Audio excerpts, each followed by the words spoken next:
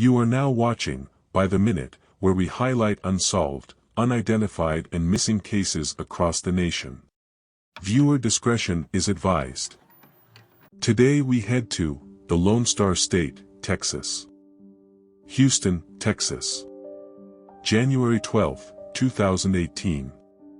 Jared Chavis, 19 at the time, a high school honor student that went into the Air Force after graduating. He would later move to Houston for school. Jared's mother would call him on January 12, 2018, as she did every day, but this time Jared would not answer. She knew something was wrong and reached out to Jared's friends. Jared's friends would tell her conflicting stories, but the same fact remained the same. Something happened to Jared. According to Jared's friends, one story is that Jared and his friends were having a night out in the Westheimer area. They parked Jared's car at CVS on Westheimer Road and began to enjoy their night. That is until they were involved in some type of altercation that led to gunshots being fired. They all ran and no one could find Jared. The second story is that Jared was in the back seat of a black Ford Fusion with 3 other males and the driver was a guy known as Bolt Sov and there were shots fired. Jared's mother asked if anyone called the police and unfortunately no one did. So she immediately called and let them know what she was told. Jared would then be reported missing.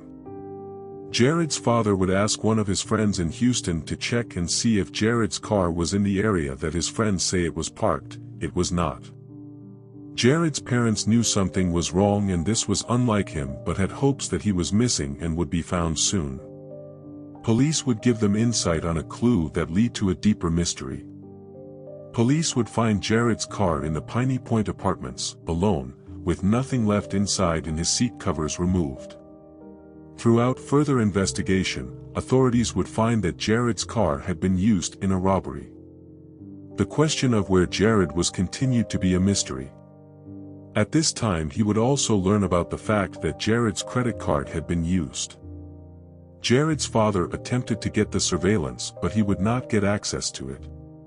He contacted the Houston police and it would take them a month to get to the store and there the surveillance would no longer be available. Jared's family would later receive the news that Jared's case is being investigated as a homicide.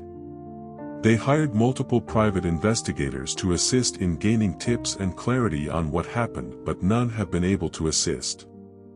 This is where we, the community, need to bond together to make sure that Jared's story is not forgotten. Someone murdered a teenager, and they think they have gotten away with it. Let's remind them that murderers don't go free in our community, they get put into custody. If you have any tips, please contact the Houston Police Department's Missing Person Unit. You may be eligible for a $10,000 reward from Crime Stoppers. Austin, Texas. August 26, 1996. Paula Hernandez, 29, mother of 4, would be excited about being able to have her new job at a shoe store that would help her provide for her family.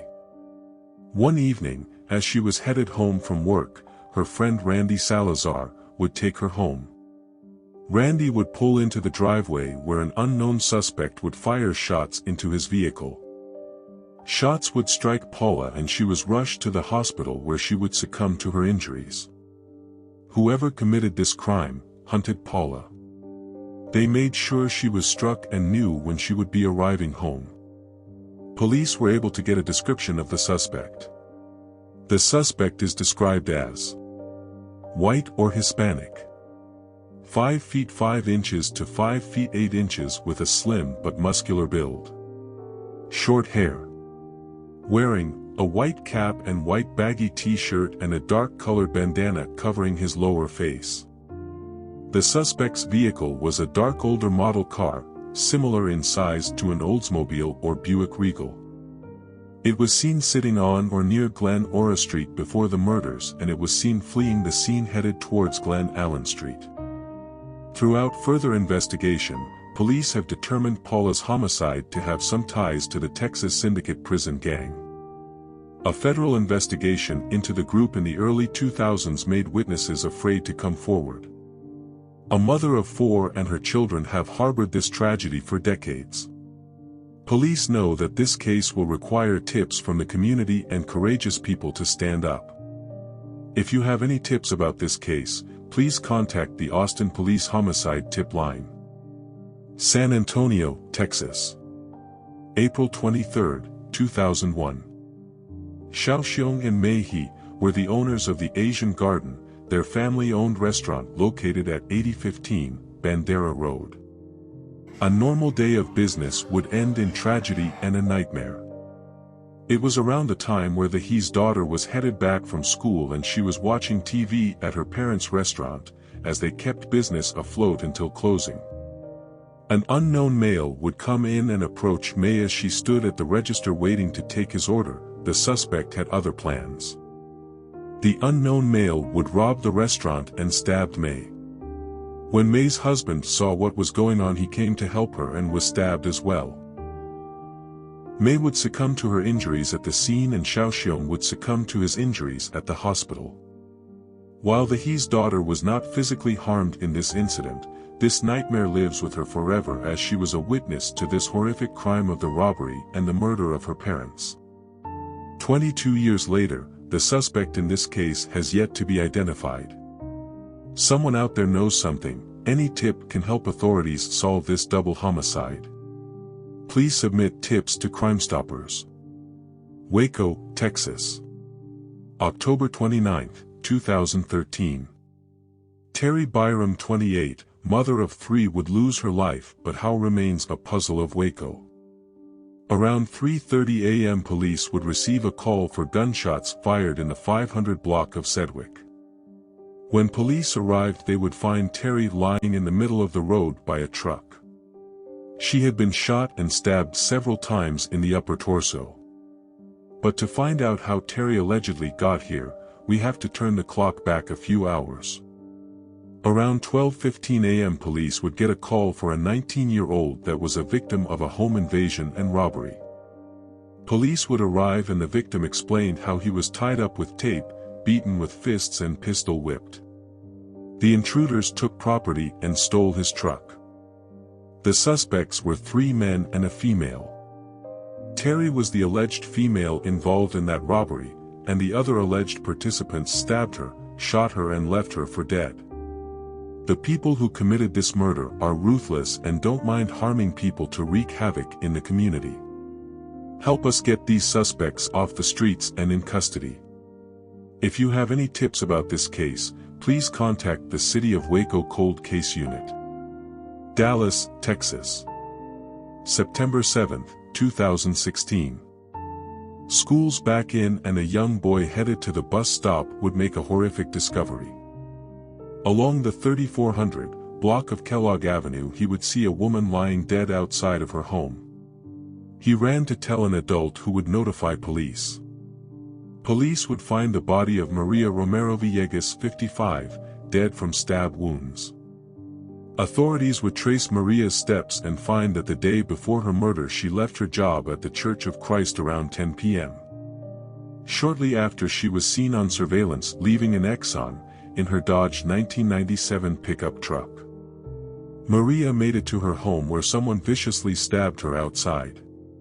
A neighbor recalled that Maria's home was broken into several times in the last 3 to 4 months prior to her murder. Maria had only been living in Dallas the last 3 months and planned on moving to Eagle Pass the next day, before she was murdered. Help us solve this horrible tragedy by submitting tips to Dallas Police or Crime Stoppers. Amarillo, Texas. April 25, 2009. Sherry Mandrian, 55, would receive a visit from her parents to her apartment located at 4700 Virginia Street. When her parents arrived, they were unable to get an answer from Sherry. Her car was parked outside, so they decided to come back later. 2 or 3 hours passed. Sherry's parents still received no answer and knew at this point something was wrong. In January 2009, Sherry would be reported missing. On April 25, a man collecting junk from a vacant home would find a discovery that made him immediately contact police. Police would arrive on the scene of 1300 North Spring Street and find the body of a woman wrapped in a rug located inside the property's garage. Authorities would determine the woman inside the rug to be Sherry. An autopsy would reveal Sherry's cause of death to be a gunshot wound to the back. Police at this time do not have a motive behind why this happened to Sherry. But, they have released a key detail to the public that hasn't granted any leads, yet. The key detail being, the rug found at the crime scene. The suspect shot our victim then wrapped her body in a distinctive and rare rug. Here, you can see the actual rug used in the crime. Unfortunately, no one has come forward, but keeping this case in the light can help us get tips and justice for Sherry. If you have any information about Sherry's disappearance, murder or information about the rug used in this case, please contact the Potter Randall Special Crimes or Amarillo Crime Stoppers. In the state of Texas, there is no statute of limitations for murder. Capital murder is classified as a capital felony and the maximum sentence if convicted is death. The Lone Star State holds a population of 29.53 million people as recorded in 2021. It ranks as 47 out of 50 in regards to safest states across the U.S. Texas has approximately 20,072 unsolved homicide cases. Authorities absolutely need assistance from our community to help solve these cases and keep our communities safe. An easy way we can keep our communities safe is by coming together and bringing awareness. Get to know your neighbors, small businesses in your community. These are the people that are the first to know what's going on and when something doesn't seem right. A bonded community that stands up against crime is the #1 deterrent for these horrible cases we cover across the nation. Together, we can all keep our communities safe. Join our mission in keeping the light on these cases and keeping our communities safe by subscribing to our channel. Thanks for watching.